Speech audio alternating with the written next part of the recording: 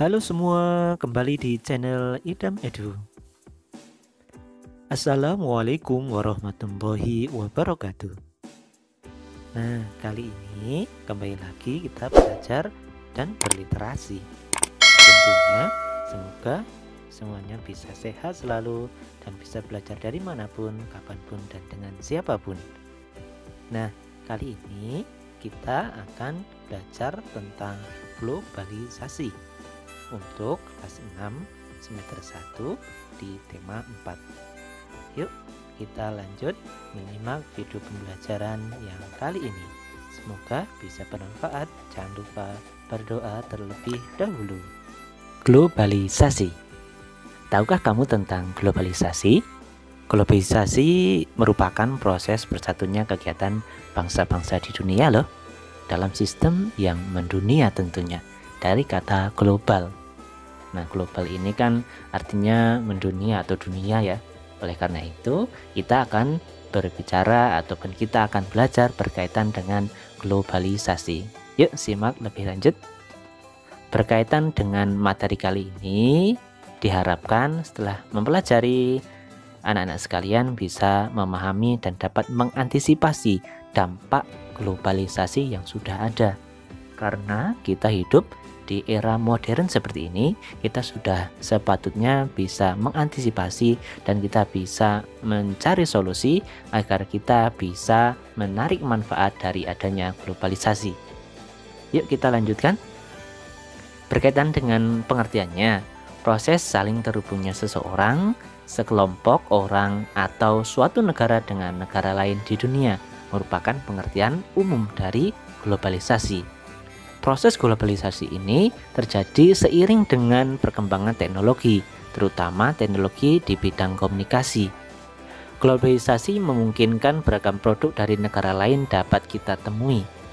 Kita bisa menemui berbagai makanan dari negara lain, seperti halnya ada pizza, kemudian kita juga bisa memperoleh jam tangan, baik dari Indonesia atau daerah lain, bisa juga dari luar negeri. Contoh yang lain seperti halnya produk-produk ada karpet dari negara Turki.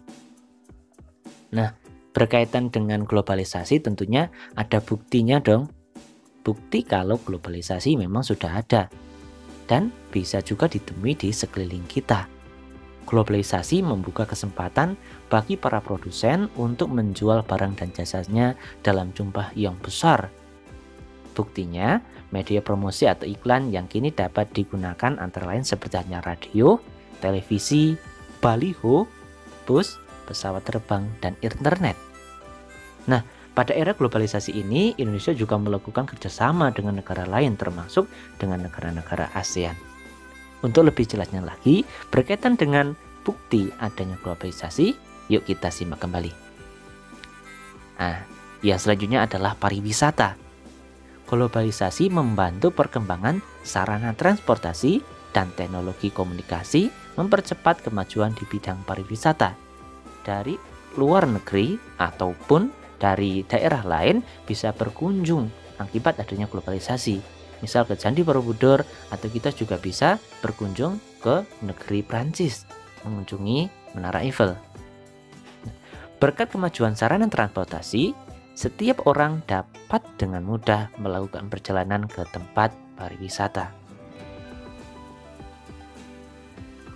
Globalisasi. Kita bisa mengetahui dampak dari globalisasi, yaitu migrasi, perpindahan penduduk dari suatu tempat ke tempat lain. Perkembangan di bidang transportasi memudahkan migrasi penduduk dari suatu negara ke negara lain dengan sangat mudah. Seperti halnya dengan bantuan pesawat terbang. Kita bisa berpergian ke luar negeri dengan waktu yang cukup singkat.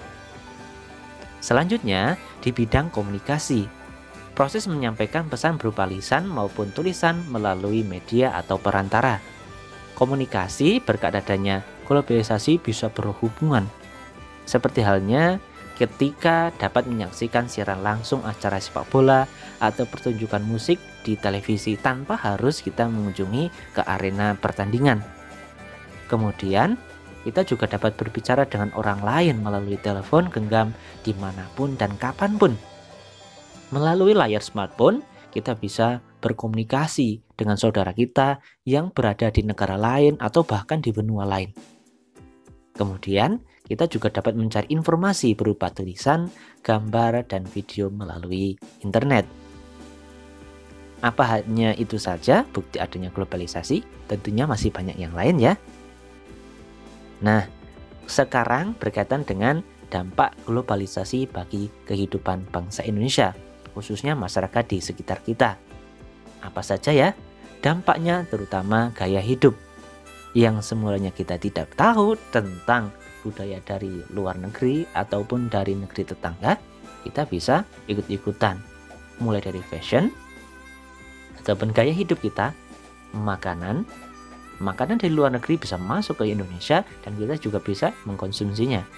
Pakaian, atau mode, kemudian ada juga komunikasi.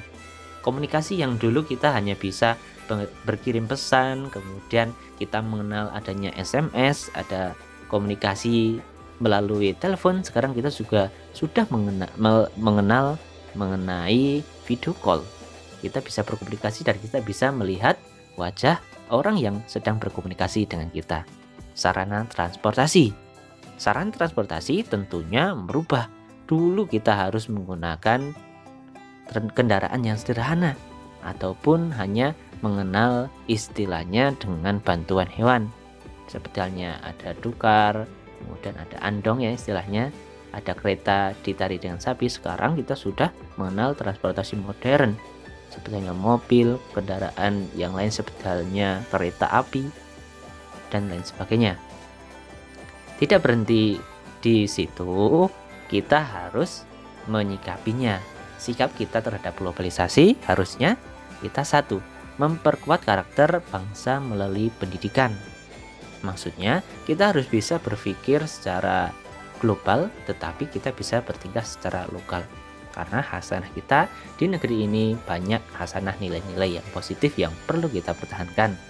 Yang kedua, menumbuhkan budaya dan sikap maju. Hidup maju seperti mandiri, kreatif, disiplin, dan terbuka terhadap perubahan. Kita tidak boleh monoton, kita kaku terhadap perubahan, karena kita bisa mengambil hal yang positif. Yang ketiga, memilih budaya dan informasi yang sesuai untuk dirinya dan bangsa Indonesia, karena kita bisa terpengaruh dengan budaya yang lain yang kurang baik di negeri kita.